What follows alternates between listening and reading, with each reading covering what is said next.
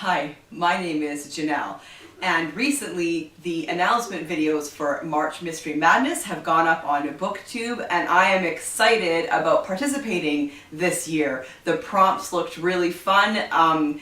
It's the 5th year anniversary of March Mystery Madness, and so all the prompts have to do with the number 5. So I made a list of the prompts and I came up with a few of my own,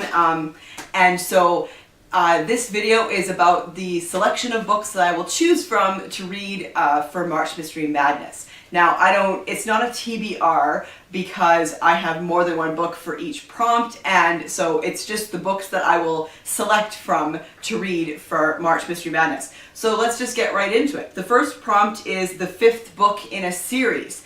And so for this, I have Bernard Knight's The Tinner's Corpse.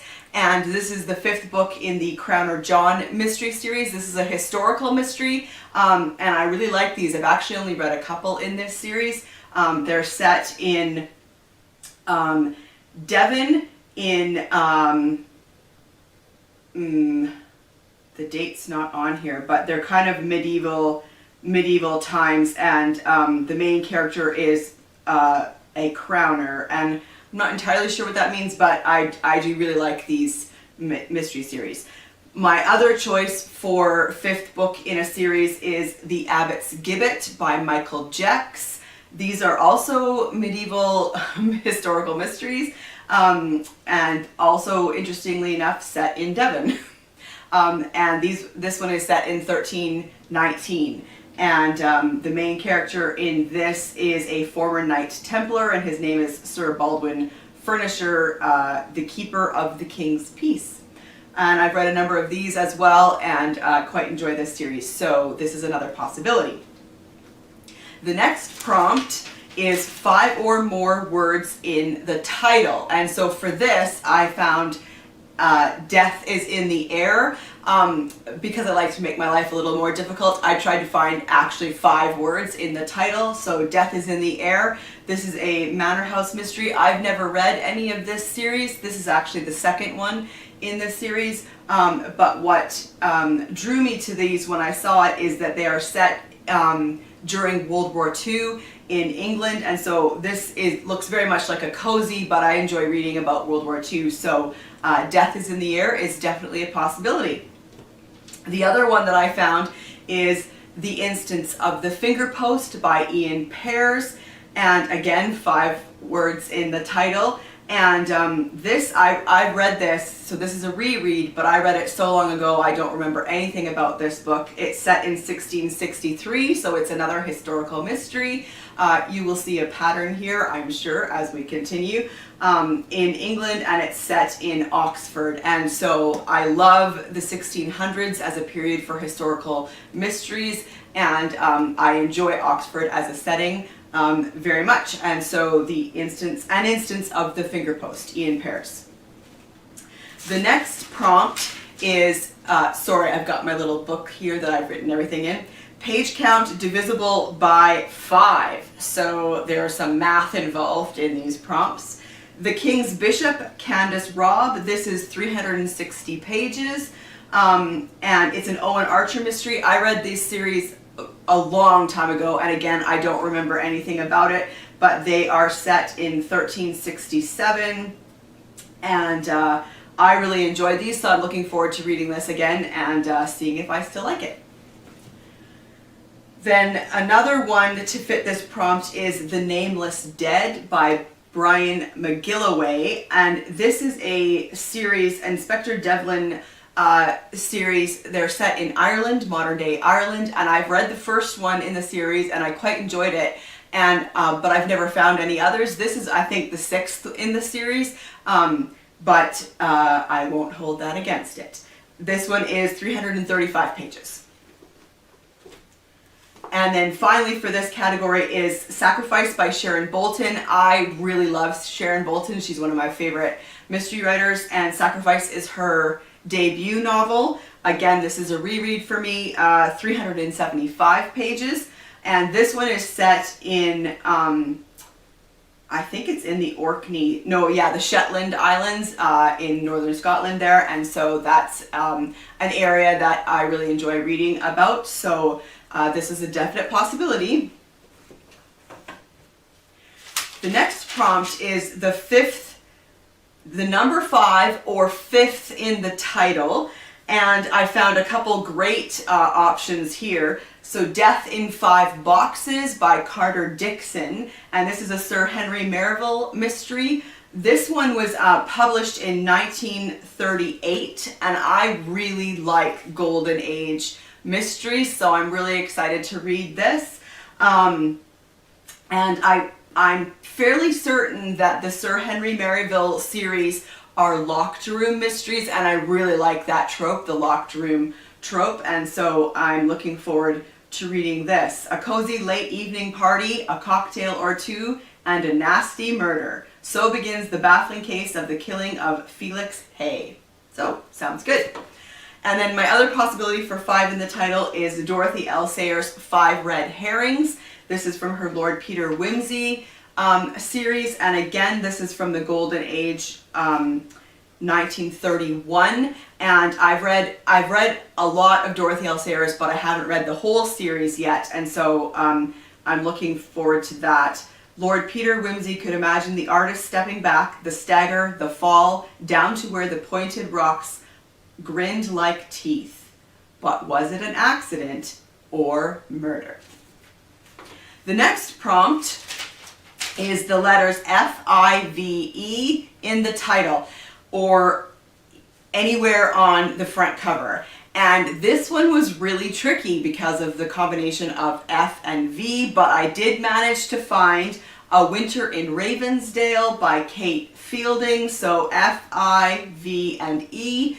And I've never read anything by this author, but on the front it says there's trouble brewing in the Yorkshire Dales. So it's a mystery set in Yorkshire, and the first couple words also kind of drew me in. Snowbound and isolated, the Dales community of Hawkshead is rocked by the curious circumstances surrounding the discovery of the body of Jim Blackwood. And so snowbound and isolated, those are also tropes that I really enjoy in mysteries. The next prompt is, the book is first published in a year divisible by 5. So again, some more math. And so for this, I found Peg Herring's Her Highness's First Murder. And so these are again historical mysteries set in the 1600s. And Queen Elizabeth I is actually a character in this book.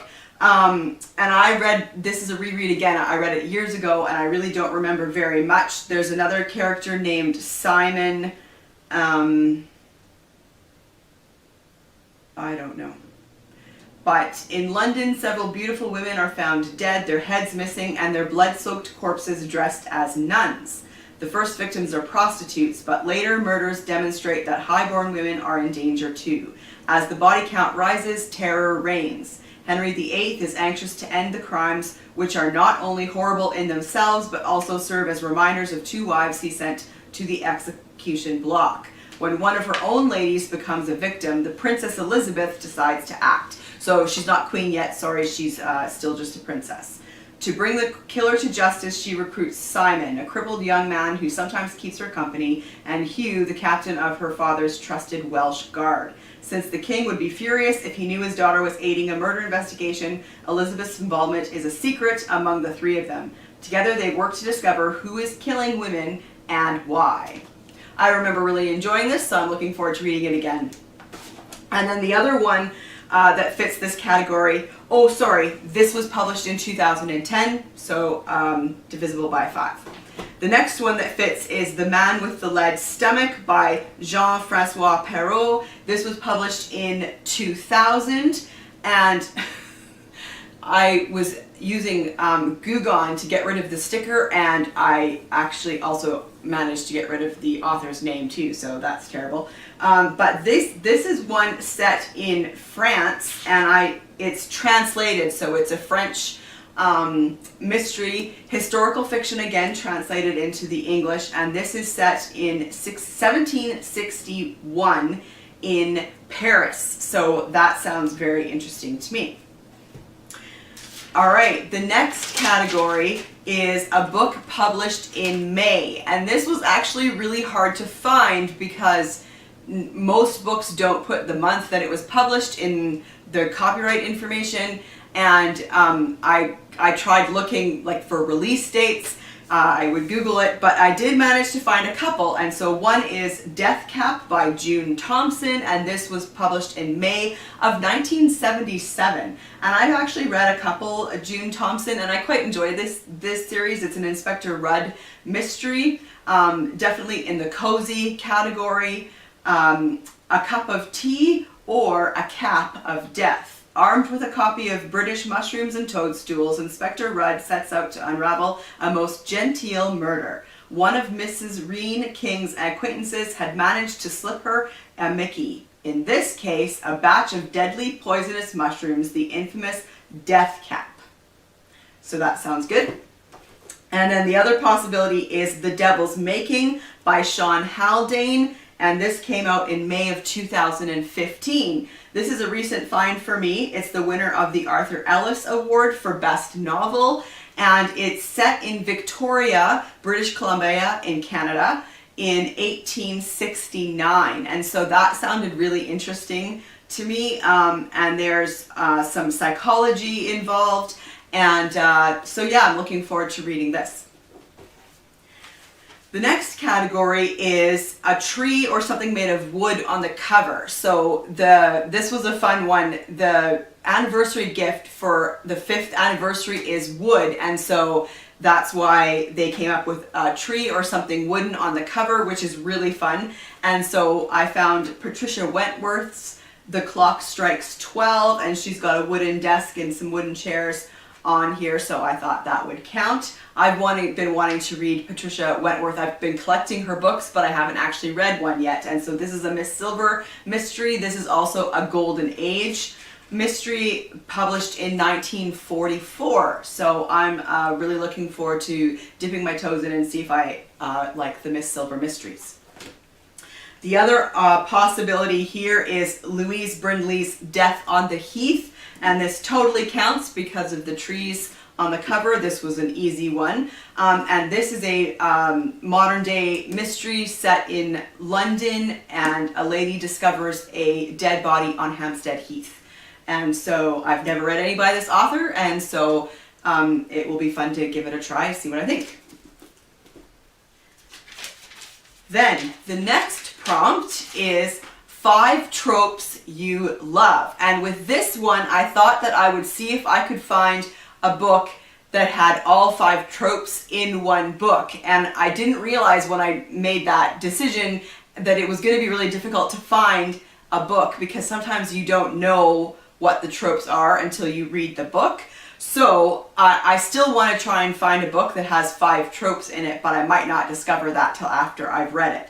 But some tropes that I really enjoy in the mystery genre are closed circle mysteries, where there is like a small group of people and they are all the suspects. It couldn't be anyone else but in that small group of people. I really enjoy that as a trope. I love locked room mysteries where the victim is inside a locked room and you have to figure out how the killer got in and got out.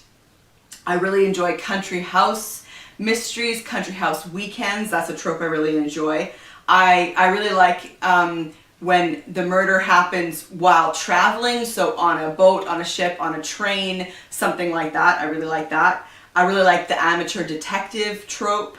I like mysteries that are about books or set in bookshops or the world of academia. I really enjoy those. And then also I quite enjoy a mistaken identity. So someone has been killed and they're having a hard time solving the mystery because, as it turns out, it's the wrong person. The killer killed the wrong person, the mistaken identity. I quite like that. So the one that I came up with, it's got a number of the tropes, not quite 5 yet, but we might get there by the time I finish reading it. And this is An English Murder by Cyril Hare. This is a classic in the Golden Age mystery genre. The tropes that I do know already are in here are that it's a closed circle and it's set at a country house. And this was first published in 1931. So, yeah. So I'm hoping to find 5 tropes that I love in this book. The next prompt is to find 5 people on the cover. Now, I heard some people say 5 or more, but I like to make my life difficult, and I wanted to find actually 5 people on the cover, and it turned out to be really difficult. But I found The Twelfth Night Murder by Anne Rutherford, and there are exactly 5 people on the cover. And so this is also a reread for me, but it's a mystery set in the Restoration era. And so I do really like historical mysteries, and so it's set in the later 1600s, and it's about a woman who runs a theater, and a murder happens in the theater, and so, or related to the theater. And so yeah, 5 people on the cover of The Twelfth Night Murder. The next prompt is a book set during a year where 5 is in the number. So for this, I found The Balmoral Incident by Alana Knight. This book is set in 1905. I've read a number of books from this series. I quite enjoy it. They're Rose McQuinn mysteries. They are set in Scotland. Balmoral Castle, 1905. For Rose McQuinn, a handsome cottage on the royal estate promises a summer holiday of unaccustomed luxury, and she wonders what exciting adventures await her and her family at the royal household. But as always, danger comes in many disguises. Little does she realize that within 48 hours of her arrival, death will have visited the great castle. When the sinister tide of events moves closer and threatens her own family, Rose is determined to track down the killer and prevent any more bloodshed. So it's a historical mystery. It's got an amateur detective. And so, yeah, The Balmoral Incident. Also, for set during a year with 5 in the number, I have Disillusioned by C.J. Sansom. This is set in 1537. I love this series. I have read them all. This is a reread for me. I really, really like the Shard Lake series. So this is set during and I think after the time of Henry VIII, and the main character is a lawyer, and his name is Matthew Shardlake. And this series is so well written, very interesting, great plots, good historical detail. I really like this series, and so I'm excited that I have an opportunity to read it during March Mystery Madness. And then finally, oh, not finally, I have a lot of books in this series for set during a year with 5 in the number. This is Arrowwood by Mick Finley. I've never read any by this author, but it is set in 1895. And what drew me to this book when I saw it in the used bookstore was the blurb on the front. It said, "London society takes its problems to Sherlock Holmes. Everyone else goes to Arrowwood." So that sounded really interesting to me. And he is a private investigator or consultant or whatever they called it in that time period. And so, yeah, so I'm excited to have a chance to read that during March Mystery Madness. And then finally, for real this time, The Queen's Man by Rory Clemens. And this is set in 1582. It's a John Shakespeare thriller. I've read a few in this series, but I haven't read this one yet. And I actually think this is the first one. Or it's a prequel, and it introduces this character of John Shakespeare. He is the brother of William Shakespeare in this book anyway. I don't know if that's true. The author has won the CWA Alice Peters Historical Fiction Award, and John Shakespeare is a lawyer who gets plucked from his books and recruited to the Secret Service of Sir Francis Walsingham. So I'm really looking forward to reading this one. And then these are some prompts that I came up with on my own, which I thought were really fun. So this is, the main character has 5 letters in their name. And so I've got a few options for this. The Gripping Beast by Margot Wadley is a modern day mystery set in Scotland. I believe it's in the Orkney Islands. And the main character in this book is called Isabella Garth, and Garth has 5 letters, so that one totally counts. And another possibility is 10 Lords A-Leaping by Ruth Dudley Edwards. The main character in this book is Robert Amiss, and Amiss has 5 letters in the name. I've never read any of this series, but it sounds interesting. This is a mystery set in the House of Lords in London. And then finally, as a possibility, is John Brady's Poachers Road, and the main character is Felix Kimmel, and Felix has 5 letters, so I'm counting it. This could actually also count for having wood on the cover, because these are trees. This is, I'm actually very interested in this one because it is set in Austria, and I'm also doing an Around the World challenge, so this will count as a book from Austria. And it's an Inspector Kimmel mystery. It's the first one in the series, which is great. And I'm fairly certain... Oh no, I was going to say it's been translated, but I don't think it has. So, 2 bodies are found on a path in the Austrian woods. The Kripo, Central Detective Bureau, from Graz, takes over the investigation, but still requires help from Inspector Felix Kimmel. He is a local man who knows the area and its people. The dead man's identities are not known, but they are thought to be from somewhere in Eastern Europe. There is a word that I can't pronounce that is the highly derogatory word that is used. An autopsy on one man reveals a small tattoo that suggests membership in a Croatian paramilitary gang. The day after the discovery, the family who had called the gendarmerie dies in a house fire. Felix is drawn further into this murder and now arson investigation. Whoever set fire to the farmhouse may want Felix next. So, John Brady, Poachers Road. Then, another prompt that I came up with was the place setting has 5 letters in the name. And for this, I have Mary Stewart's This Rough Magic, and this is set in Corfu. Corfu has 5 letters. And this is from 1964. I really enjoy Mary Stewart, but I haven't actually read a lot of hers. And so this is set in Corfu, like I said. After the cold, bleak depression of London in winter, the beautiful island of Corfu seemed like paradise itself to Lucy Waring. But this peace is soon to be shattered. 2 incidents, seemingly unconnected, but both surrounded in mystery, throw Lucy's life into a dangerous spin as fear, danger, and death supplant the former tranquility. So Mary Stewart's This Rough Magic. And The Black Tower by Louis Bayard. This is set in Paris, and Paris has 5 letters.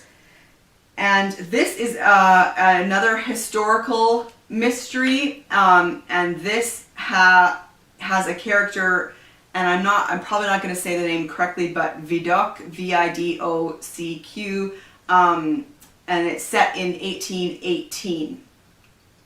So, yeah, The Black Tower. And then finally, the last prompt that I came up with myself was to have a victim's name beginning with an E. E is the 5th letter in the alphabet, so I thought that would be fun. I didn't realize that most often they don't name the victim on the synopsis when you read the synopsis of a book, so I actually had to flick through the books to find the names of the victims, so this was a little trickier, but I did it. And so I found The Gilded Shroud by Elizabeth Bailey, and this is another historical mystery set in London, or at least in England anyways. And in this book, the victim's name is Emily. I feel like I get a bonus because the author's name also starts with an E. So, The Gilded Shroud by Elizabeth Bailey. This is Never underestimate the resolve of a lady's companion. She's a woman of incomparable cunning and curiosity, and she is as unfailingly attentive to her duties as she is to the intricacies of murder.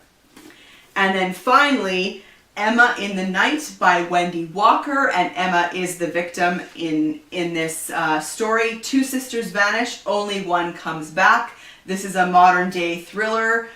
This is a new find for me. I've never heard of the author, but it sounded interesting. Getting people to believe you is easy if you tell them what they want to hear. When my sister and I disappeared 3 years ago, they found Emma's car at the beach. Some people believed she had gone there to find a party or to meet a friend who never showed. They believed that she'd gone for a swim. They believed that she'd drowned. Maybe by accident, maybe a suicide. Everyone believed Emma was dead. As for me, well, now I'm back to tell our story. You'll have to see if you believe it. So that sounds very interesting. So these are my possibilities for March Mystery Madness. I'm really excited about participating, and yeah, that's it. So thanks for watching this video, and I'll see you again soon. Bye.